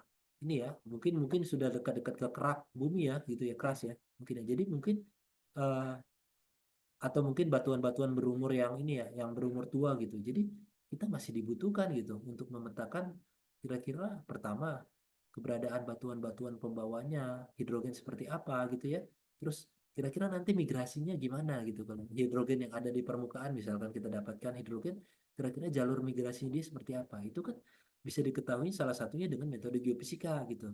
Nah, itu kedepannya kita masih bisa gitu. Belum lagi carbon capture storage gitu kan, karbon mau diinjeksikan ke bawah tanah, mau ke bawah tanah, mau ke selain aquifer, atau mau ke deep seated coal, atau mau kemanapun, ke batuan, misalkan batuan-batuan pembawa mineral, gitu kan, itu kan tetap butuh informasi bawah permukaan, sehingga itu masih bisa dipakai gitu pada akhirnya.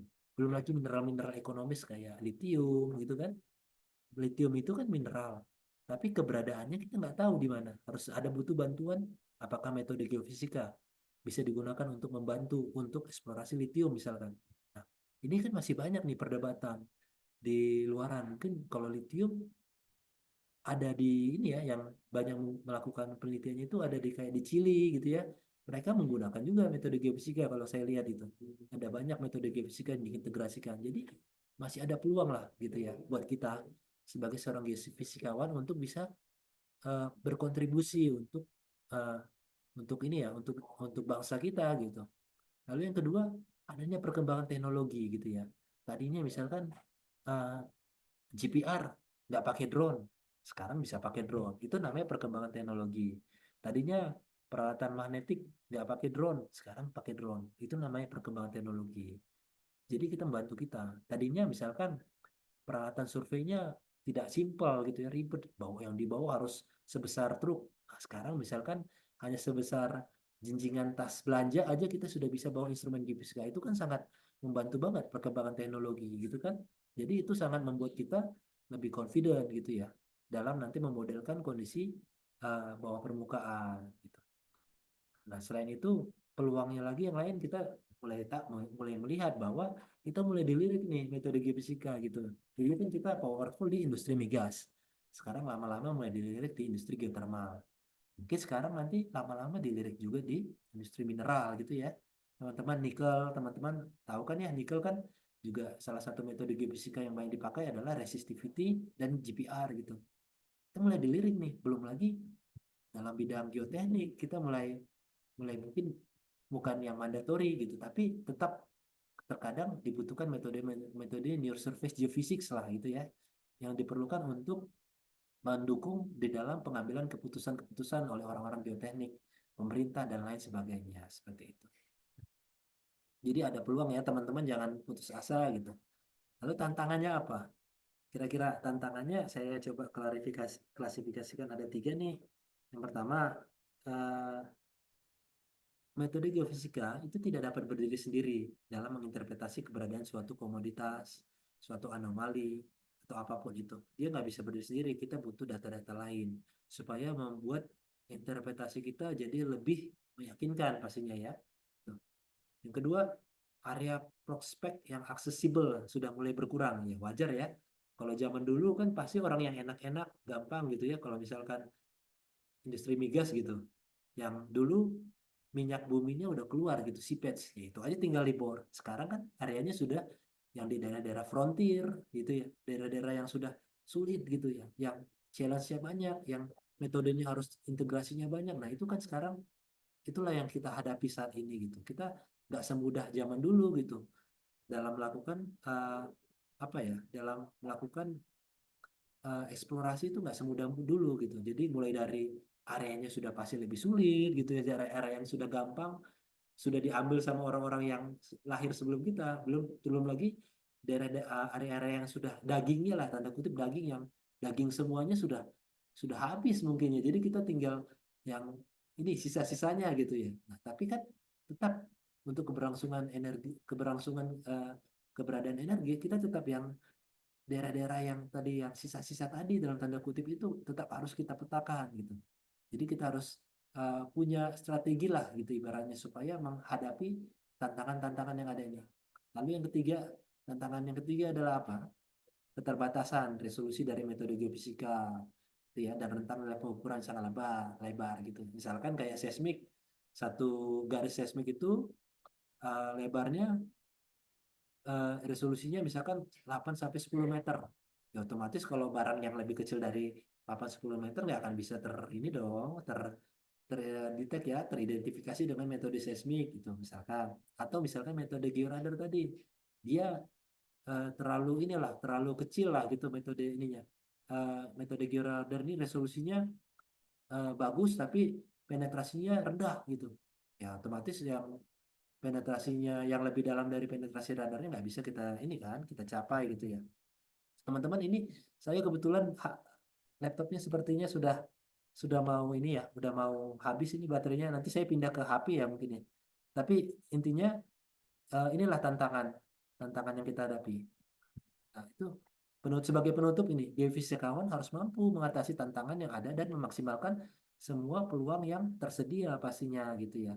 Jadi kan sudah banyak tantangan dan peluang tadi. Jadi harapannya teman-teman ini sebagai generasi-generasi muda punya banyak ide-ide, kedepannya bisa menghadapi gitu, mengatasi tantangan-tantangan yang ada dan memaksimalkan semua peluang yang tersedia. Oke ya. Jadi pada akhirnya saya ini udah penutup presentasi saya. Saya ucapkan banyak terima kasih untuk teman-teman ya yang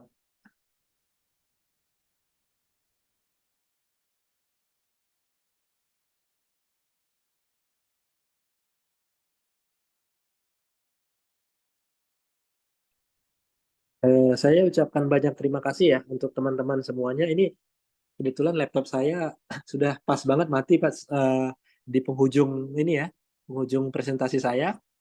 Eh, eh, Demikianlah presentasi dari saya. Saya mohon maaf jika ada kekurangan. Semoga bermanfaat. Jika ada teman-teman yang ingin bertanya atau berdiskusi atau memberikan sanggahan, memberikan masukan, saya persilahkan nanti boleh bertanya lewat moderator. Terima kasih.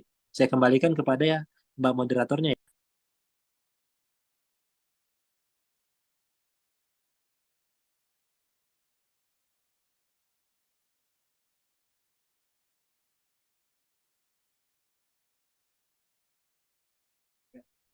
Baik, terima kasih. Tes, tes. Mbak, saya izin lewat ini ya, lewat HP ya, lewat Siapa? HP. Ya, ya ini udah koin ini laptop saya udah nggak bisa nyala sama sekali. Nah, nggak ada chargernya di ruangan tadi. Ruangan saya lagi di luar ini, kebetulan lagi rapat, ada rapat di ruangan. Oke, baik. Tadi kita udah dengerin materi yang luar biasa sekali. Ternyata nggak cuman GPR aja yang udah dipaparkan sama pemateri kita, Bapak Hans. Ada juga tadi ada metode seismik, kemudian logging, dan segala macamnya. Nah, mungkin untuk sekarang kita bakal ada sesi Q&A atau tanya jawab, baik yang mengikuti secara luring maupun daring dipersilahkan ya. Baik, apakah ada yang ingin bertanya kepada pemateri kita yang luar biasa ini?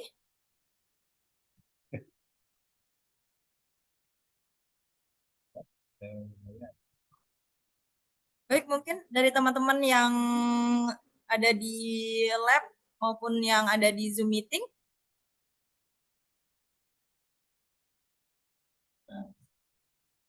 Baik, silahkan Ibu Irvana. Mohon izinnya Pak Hans, saya Irvana, saya ingin bertanya. Mungkin Pak Hans ada arahan untuk anak-anak geofisika ini, kan apa, wrong tools, wrong result gitu. Jadi kalau alatnya salah, maka akan mendapatkan hasil yang salah. Maksudnya ketika anak-anak ingin meneliti tentang sesuatu, jangan sampai menggunakan peralatan yang salah. Misalkan dia mau meneliti air, meneliti apa gitu kan Pak ya. Kan masing-masing alat itu punya tujuan masing-masing kan Pak, yang punya ketelitian masing-masing di alat-alat tersebut. Mohon arahannya Pak untuk mahasiswa geofisika, dan mungkin ada ini Pak, boleh cerita pengalaman Bapak ketika Bapak kuliah sehingga bisa bekerja di SDM sekarang, untuk motivasi mahasiswa kami Pak, supaya mereka bersemangat kuliahnya dan bisa apa namanya, fighting untuk menyelesaikan walaupun penelitiannya sulit. Mungkin itu Pak. Oke, oke, terima kasih banyak Bu atas pertanyaannya. Mungkin saya lebih ke arah sharing ya. Mungkin Bapak Ibu sekalian mungkin ada yang lebih banyak pengalamannya dari saya. Saya mohon izin untuk sharing pengalaman saya. Jadi memang eh, saya ketika misalkan nih eh, mengalami suatu apa ya, ada tawaran, misalkan tawaran pekerjaan apa gitu ya. Ketika saya ingin mencari tahu metode geofisika apa yang cocok, yang pertama kali yang saya lakukan adalah bertanya, Mas. Saya bertanya kepada siapa? Saya tanya kepada Google Scholar gitu. Saya biasanya langsung ke Google Scholar karena di sana saya yakin banyak orang yang sudah melakukan sudah pasti ada event yang sama, kejadian yang sama di luaran sana yang pasti sudah ada orang yang melakukan, gitu kan? Saya pengen tahu kira-kira apa yang sudah dilakukan, apakah bisa direplicate, diduplikat, gitu ya. Nah, jadi memang peran dari semacam tulisan-tulisan yang ada di ini ya, di jurnal-jurnal atau paper itu sangat sangat sangat baik banget buat kita untuk menambah wawasan kita. Nah, gitu kan? Itu yang pertama. Itu yang pertama, saya akan bertanya kepada Google Scholar. Yang kedua, ketika saya sudah bertanya kepada Google Scholar, pasti saya akan bertanya kepada dalam konteks saya mungkin orang yang lebih senior gitu ya, senior geofisis atau mungkin uh, apa namanya dosen lah gitu ya. Dosen pasti kan punya wawasan yang jauh lebih luas dibandingkan mahasiswanya gitu ya. Gitu. Jadi saya mungkin akan berdiskusi, tapi kita kalau boleh teman-teman sebelum membawa diskusi kepada dosen, baiknya kita sudah punya dulu nih theoretical background gitu ya, semacam apa ya background ilmiah gitu. Kita jangan kosong-kosong banget lah gitu ngobrol sama dosennya gitu. Jadi kita udah punya punya arah arah mau kemana, metodenya apa gitu ya. Kita udah tahu dulu nih keterbatasan metode A, metode B, metode C gitu kan. Tapi saya punya instrumennya cuman metode B. Kira-kira gimana Pak? Cukup nggak? Nah, gitu.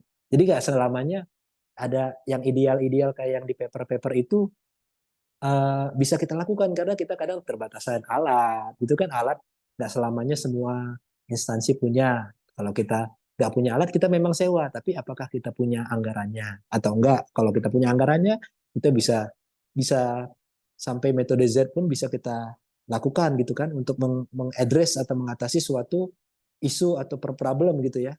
Kita bisa gunakan banyak metode gitu. Tapi kita juga harus bijaksana juga apakah walaupun kita punya banyak sumber daya, uang dan lain-lain gitu ya, alat apakah bijaksana gitu.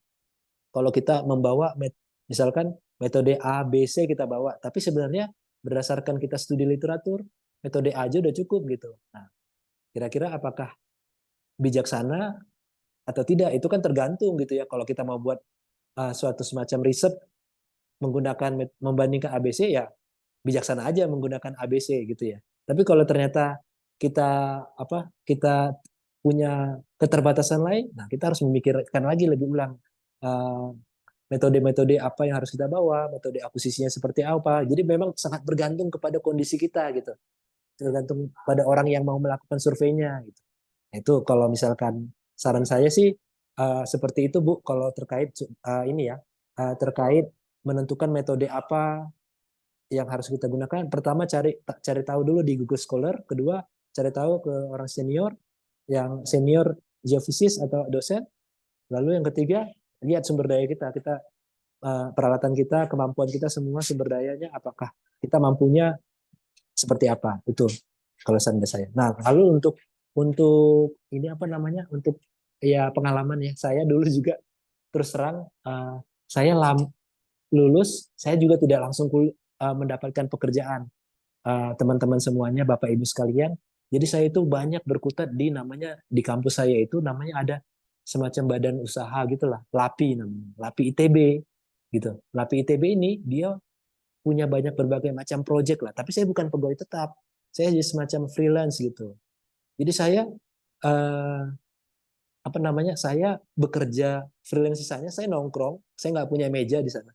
Saya nggak punya meja, tapi saya nongkrong aja. Harapannya supaya orang-orang sana tahu bahwa saya butuh gitu ya, butuh diajak lah dalam tanda kutip untuk proyekan gitu. Jadi kalau teman-teman punya dosen yang punya proyek atau apa, asal resmi dan sesuai dengan aturan, ikut aja. Jangan dulu pikirin terkait apa ya, mungkin bayarannya murah ya gitu ya. Karena kalau saya sekarang ngelihat uh, dulu dosen saya ngasih berapa, saya mungkin ketawa aja gitu ya. Tapi ya saya pikir saya bisa jadi sekarang tuh ya salah satunya dari pengalaman-pengalaman yang saya dapat dari apa yang diberikan dosen saya, proyek-proyek. Jadi saya wawasannya jadi lebih luas dari saya hanya misalkan tahu secara teoritis. Akhirnya saya bisa melakukannya secara praktis gitu. Ternyata memang pengalaman lapangan itu nggak semudah yang ada di teori-teori yang disampaikan oleh narasumber-narasumber seperti saya gitu. Banyak masalahnya ada penduduk, masalahnya menghadapi penduduk, ada masalahnya menghadapi instrumennya tiba-tiba rusak. Terus ada masalahnya nanti tiba-tiba teman sesama teman kita, sesama teman mahasiswa yang ikut proyek kan, satu yang orangnya lelet, ngambekan atau apa gitu. Jadi itu semuanya itu dipelajarin ya lewat itu. Jadi saya ikut proyek gitu waktu itu. Saya tidak menyesal walaupun saya ada sekitar 2 tahun setengah gitu ya. Saya ikut proyek, saya tidak menyesal saat itu. Akhirnya saya setelah 2 tahun setengah itu saya lanjut S2 gitu di ITB. Saat itu saya pindah ke geologi untuk memperdalam memperdalam ini keilmuan saya gitu. Saya ambil S2 di geologi di ITB. Akhirnya di tengah jalan ternyata saya keterima di Kementerian SDM. Nah, mungkin saya rezekinya ya di situlah ya di Kementerian SDM. Saya keterima, saya lanjut di Kementerian SDM. Ternyata ada sedikit ini ya kesulitan yang saya hadapin. Jadi kuliah sambil kerja itu tidak semudah itu karena saya waktu itu dari geofisika pindah ke geologi itu harus ada matrikulasi 30 hari di Karangsambung waktu itu. Jadi mau pemetaan geologi di Karangsambung. Cuman kan dari kantor saya anak baru, nggak bisa kata ini saya dari kantor nggak boleh anak baru bolos 30 hari. Akhirnya saya mau nggak mau padahal saya waktu itu tinggal kuliah lapangan itu 30 hari sama tesis gitu ya. Akhirnya saya keluar dari ini dari geologi. Akhirnya saya mengundurkan diri karena memang nggak ada jalan keluar saat itu. Nggak ada jalan keluar. Saya mengundurkan diri dari prodi geologi ITB waktu itu tidak mengizinkan mahasiswa non geologi tetap harus ikut matrikulasi 30 hari. Kalau nggak bisa lulus.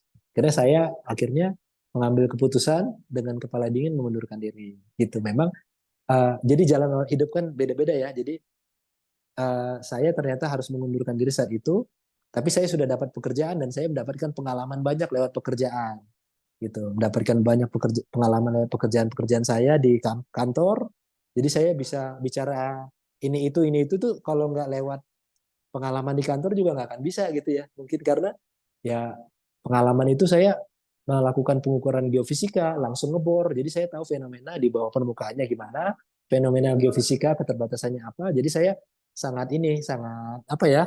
Jadi lebih lengkap lah gitu. Jadi lebih lengkap lah gitu. Jadi saya untuk teman-teman yang mungkin nanti setelah lulus masih bingung-bingung, ya mungkin saran saya bisa salah satunya ikut ke dosen atau mungkin kalau ada perusahaan-perusahaan kecil gitu ya, yang ini yang membuat saudara-saudara, rekan-rekan bisa berkembang ya dengan kegiatan lapangannya, itu harusnya teman-teman bisa ikut aja lah gitu, ikut aja dulu. Kalau ada kesempatan-kesempatan, misalkan ada kesempatan untuk S2 misalkan, teman-teman misalkan mau jadi peneliti atau dosen, saya pikir BRIN masih buka ya mungkin ya untuk S2, S3, calon-calon peneliti dan juga dosen juga mungkin banyak ya calon-calon peneliti, calon-calon dosen gitu juga banyak lah beasiswanya, tapi mungkin harus usaha lebih keras gitu. Jadi tinggal kita aja, kita mau pilih ke arah mana gitu ya. Yang pasti kita jangan duduk diam, tapi kita berjuang, berusaha. Mungkin dari saya itu aja sih.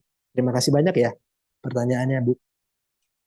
Ya, luar biasa sekali ya jawaban dari Bapak Hans. Materi kita ternyata untuk menjadi sampai di detik ini banyak sekali perjuangan rintangan yang harus dilalui. Oke, mungkin boleh lanjut jika masih ada yang ingin ditanyakan, baik itu tentang materi kita hari ini maupun tentang pengalaman Bapak Hans. Oke, baik, yang secara luring, apakah ada yang ingin bertanya?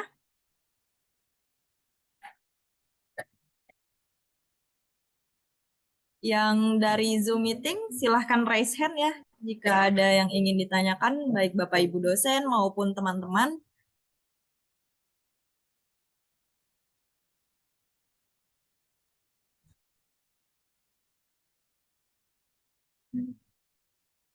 Baik, ada pertanyaan dari Bapak Radit, silakan. Iya, ini Pak, apa namanya? Sekarang kan sedang tren itu kan CCS dan CCUS itu Pak ya. Itu kira-kira kalau di PSDMBP udah ada belum Pak yang proyek-proyek atau apa kajian tentang carbon capture dan storage di Indonesia mungkin Pak? Oke. Mungkin. Oke, baik. Baik, terima kasih Pak Radit. Jadi kalau untuk PSDMBP karena kita terkendala ini Pak, apa namanya? Kita kan seperti tadi ya yang di awal presentasi kan tugas pokok dan fungsi kita terkait hanya batu bara mineral dan panas bumi. Nah, sehingga kita hanya bisa melakukan penelitian itu berdasarkan ketiga komoditas itu aja, Pak, gitu. Jadi untuk CCS itu kami sempat melakukan, tapi bukan CCS kita sebutnya karena ranah CCS itu, Pak, itu ada di Pusat Survei Geologi, Pak. Kalau tadi di bagian yang saya kirimkan tadi, yang saya presentasikan tadi ada namanya Pusat Survei Geologi.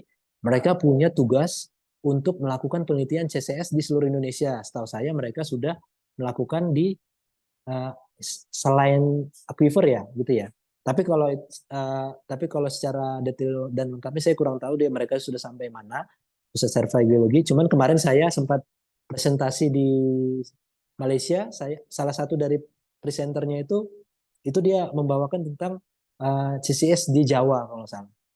Saya topiknya. Jadi mungkin mereka sudah sampai mengidentifikasi daerah-daerah yang sudah bisa dilakukan CCS. Tapi kalau untuk kami lebih ke arah adsorption, Pak, adsorption karbon di batu bara. Jadi kan secara prinsip tuh batu bara itu bisa menyerap karbon tuh sebenarnya, Pak. Jadi dia secara secara ini dalam proses sebenarnya kan tadi yang di slide saya itu kan ada dari gambut ya.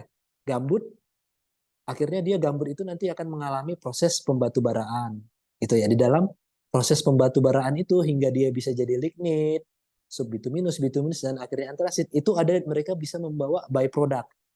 Byproduct itu namanya CH4 lah ya, metana gitu ya. Yang itu ternyata bisa bernilai ekonomis tuh. Nah, ternyata kalau kita injeksikan CO2, C gitu ya, ke batu bara itu bisa membantu proses kayak semacam enhance coal bed methane lah, Pak, gitu.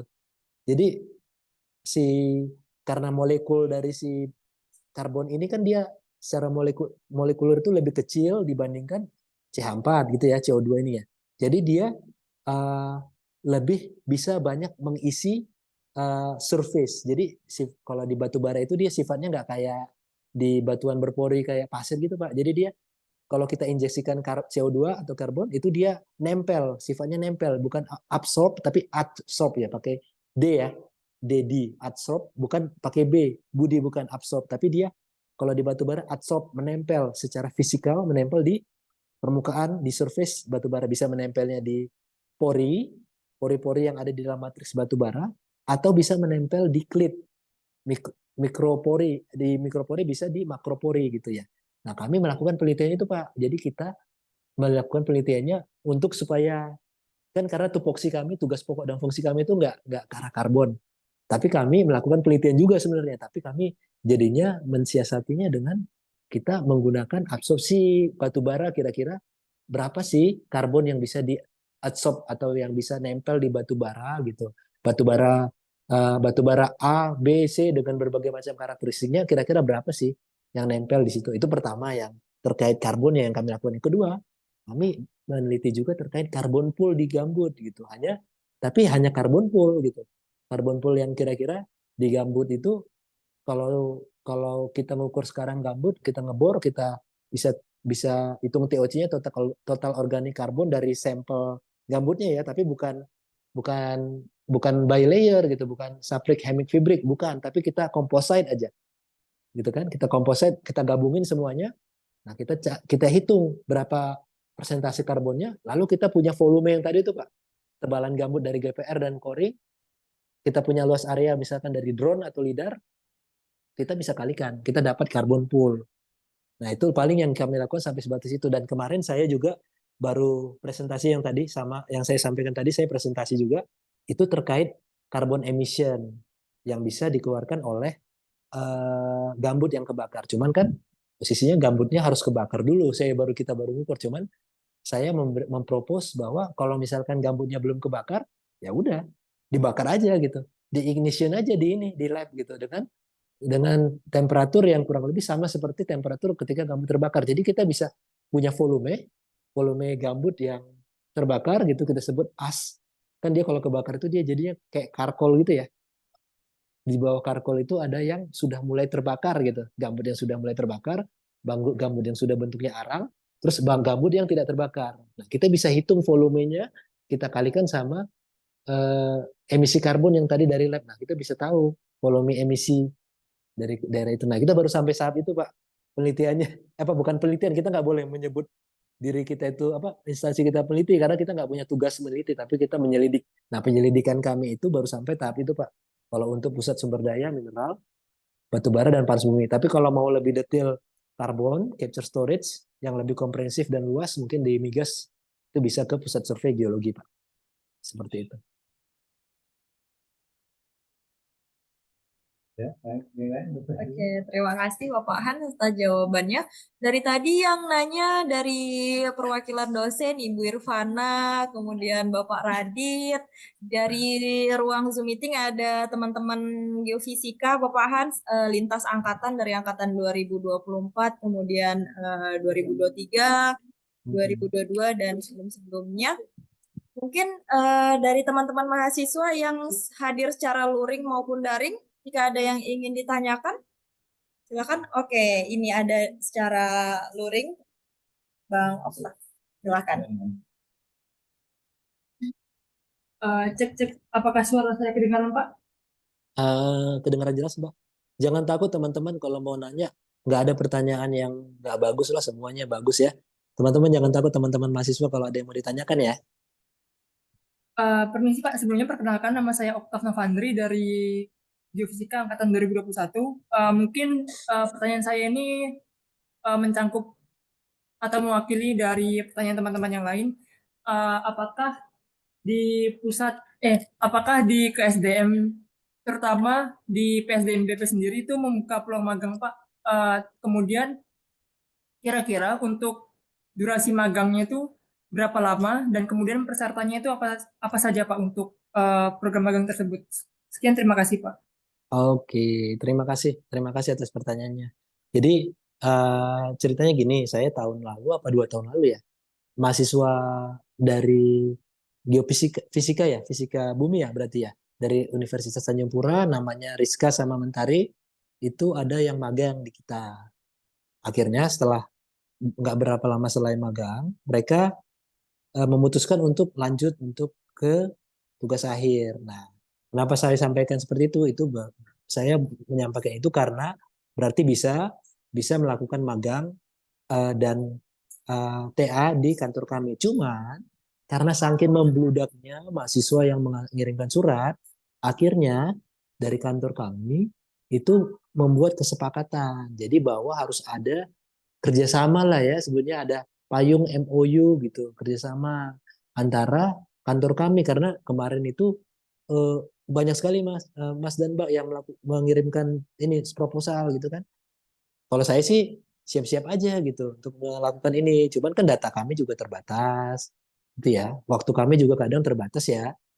Kadang kami harus ke lapangan, terus ada kerjaan rutin di kantor. Nah, cuman akhirnya kami mencoba lebih selektif waktu itu. Itu bukan kaminya ini bukan saya ya, itu manajemen lah ya, bos-bos yang ada di kantor itu.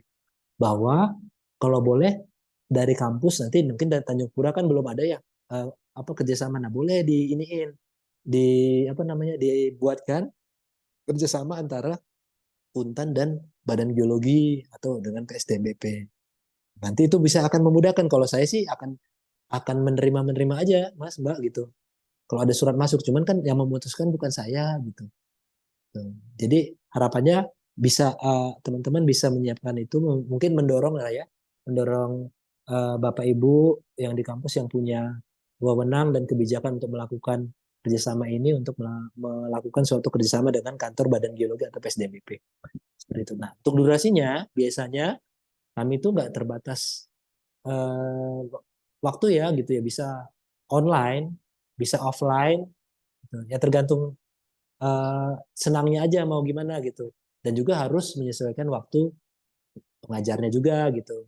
Jadi nanti tinggal tinggal apa namanya tinggal ngobrol lah kira-kira Bapak atau Ibu ada waktu nggak di bulan ini gitu. Misalkan dia jawab ada, ya tinggal jalan, tinggal digaskan gitu kan. Kalau belum ada nanti mungkin kita cari solusi lain, apakah mau diganti tanggal atau bulan atau mau online gitu ya. Itu is okay buat kami, nggak ada masalah. Dari saya jawabannya seperti itu, Mas. Oke, baik. Terima kasih Bapak Hans. Ini pertanyaan mungkin buat teman-teman yang mau magang barangkali ke Oke, mungkin masih ada yang ingin ditanyakan dari teman-teman yang hadir secara luring maupun daring. Silahkan buat raise hand buat teman-teman yang hadir di Zoom meeting, baik itu Bapak Ibu dosen maupun di sini juga hadir alumni. Baik, dari rekan-rekan mahasiswa.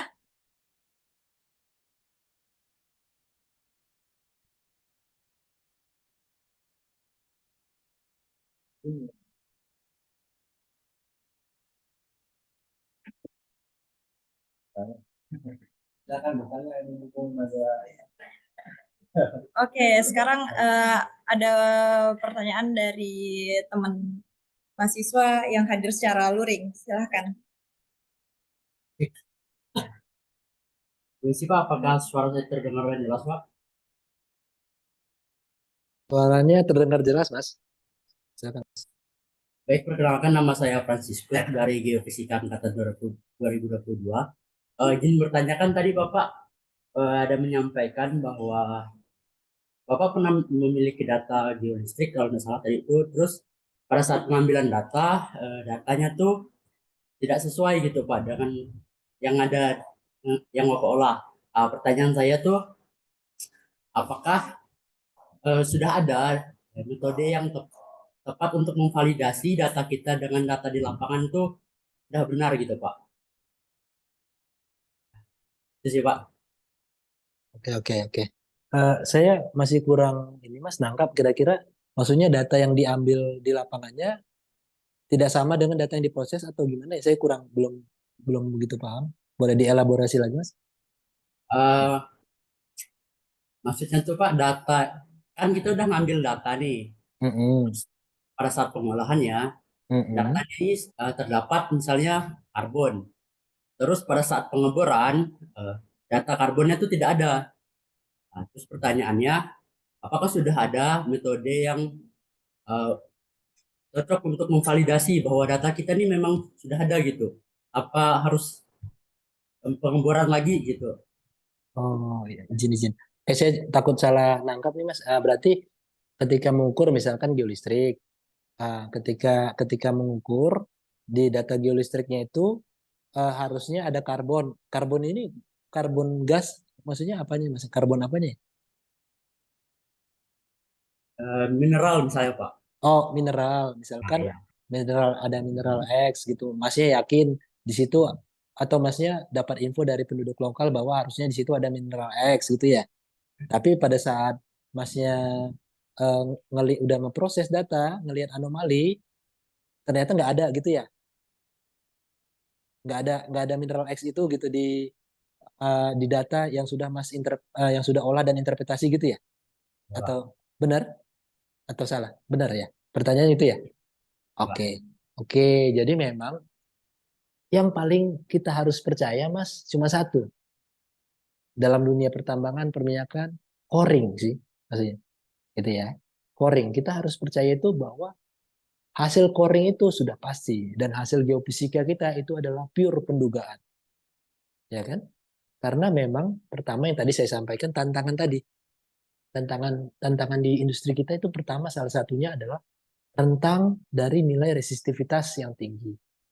Itu pertama. Lalu itu menyebabkan apa? Ambiguitas, gitu ya. Ambiguitas. Jadi kalau misalkan ternyata di lapangan itu memang beneran ada dan di data kita tidak ada, ya memang satu-satunya cara untuk memastikannya divalidasi dengan di-coring gitu. Nggak ada yang karena kalau kita tidak coring, itu kita akan debat kusir gitu. Karena kita punya yakin dan percaya data kita itu adalah data yang valid, data geofisika. Walaupun dengan segudang ini ya ambiguitas dan kelemahan-kelemahannya. Tapi orang-orang yang sudah ngebor misalkan yakin bahwa udah ngebor di dekat situ gitu, yakin bahwa di situ tuh harusnya ada gitu. Kami yakin tapi kenapa nggak ada? Ya, coring aja validasi gitu. Karena memang bisa jadi ada sesuatu gitu ya. Kalau dia sedimen, misalkan putus gitu ya. Kalau dia mineral ya mungkin nggak ada zona untuk dia zona-zona untuk dia masuk ke dalam terjadi proses mineralisasi di daerah itu gitu misalkan. Kita nggak tahu kalau dia geologinya sangat kompleks gitu kan, ya apapun bisa terjadi gitu. Dan bisa jadi data kita yang benar, data yang mereka yang salah gitu, karena udah geologinya kompleks. Yang memvalidasinya ya, kalau kita ukur ulang juga belum tentu hasilnya nanti beda kan, ya nggak? Kita ukur 5 kali, 10 kali, justru kalau hasilnya beda ya kita harus patut pertanyakan instrumen kita, gitu loh. Itu instrumen kita ngukur hari ini atau kita patut pertanyakan operator yang ngambilnya gitu. Apakah kepanasan atau apa gitu ya. Jadi ngukurnya nggak benar atau instrumennya memang ternyata udah ada penyimpangan gitu. Tapi kan ya harusnya nggak sama, harusnya sama dong gitu. Ngukur hari ini, ngukur besok gitu, ngukur lusa. Mungkin ya tidak ada peristiwa khusus lah ya kayak air, ada air bah atau banjir gitu ya. Jadi beda lah pasti kan hasilnya. Tapi kalau tidak ada peristiwa khusus gitu yang menyebabkan ada perubahan ya harusnya sama dong. Jadi tetap harus divalidasi dengan bor kalau dari saya sih. Tadi entah itu kamu open pit kalau nggak ada bor misalkan open pit aja. Kamu gali aja gitu misalkan pakai skop atau pakai gitu cangkul gitu. Gali aja dulu untuk memastikan. Sebelum ngukur kalau mau sebelum ngukur malah. Misalkan boleh kamu ngukur ulang misalkan. Tapi sebelum ngukur kamu gali dulu gitu. Gali memastikan barang yang kamu cari itu ada atau enggak atau kamu buat simulasi deh gitu. Kamu gali misalkan kayak GPR ya, georadar tadi ya. Misalkan kamu gali, kamu taruh misalkan pipa-pipaan, kamu diukur gitu. Kalau ternyata udah diukur juga nggak ada pipanya ya berarti instrumennya masalah. Gitu. Mau diulang berkali-kali juga belum tentu bisa menemukan barang yang dicari gitu mas. Paling semoga menjawab ya mas ya. Gitu. Mas Franciscus, makasih ya pertanyaannya bagus sekali. Ya, luar biasa sekali jawaban dari materi kita. Mungkin sekali lagi saya tanyakan bagi peserta yang hadir secara luring maupun daring, apakah masih ada yang ingin ditanyakan? Baik dari Bapak Ibu dosen maupun teman-teman mahasiswa.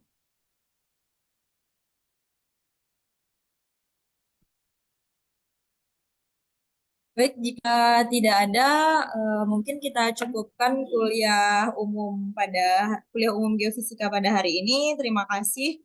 Terima kasih banyak saya ucapkan kepada Bapak Hans Elmauri Siregar atas ilmu dan wawasan yang telah Bapak berikan dan bagikan kepada kami semua siang hari ini. Eh, Mudah-mudahan materi yang disampaikan bisa bermanfaat buat kita semua, khususnya dalam sumber daya mineral terkait ke geofisikaan. Oke, terima kasih juga saya ucapkan kepada teman-teman Bapak Ibu dosen yang sudah hadir baik secara luring maupun secara daring. Mungkin sebelum saya tutup, boleh kita dokumentasi dulu yang secara daring ya bersama pemateri kita.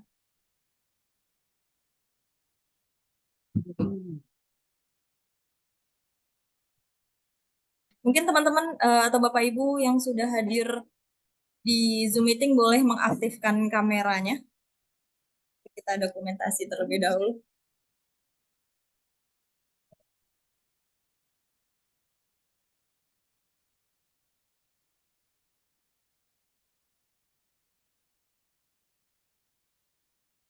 Biasanya ini satu device rame-rame gitu Pak. Makanya yang hadir cuma 19 orang, tapi ini aslinya rame. Ya mungkin boleh teman-teman mahasiswa yang hadir secara daring untuk mengaktifkan kameranya terlebih dahulu.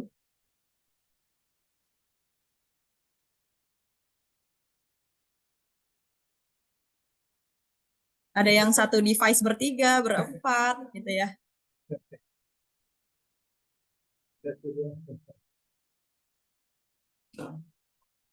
Ya masih ada yang ingin open cam. Oke, nih ramean Pak, ini satu device.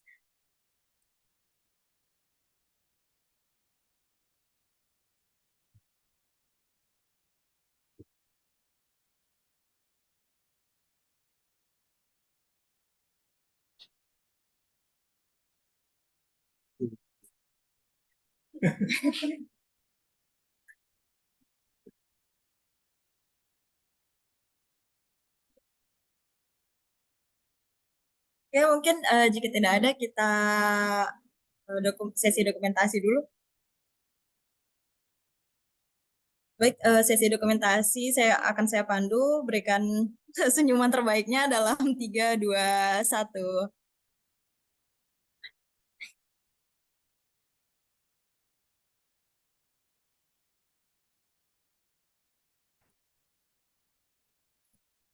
Baik, Pak Ishak baru on cam. Kita dokumentasi lagi.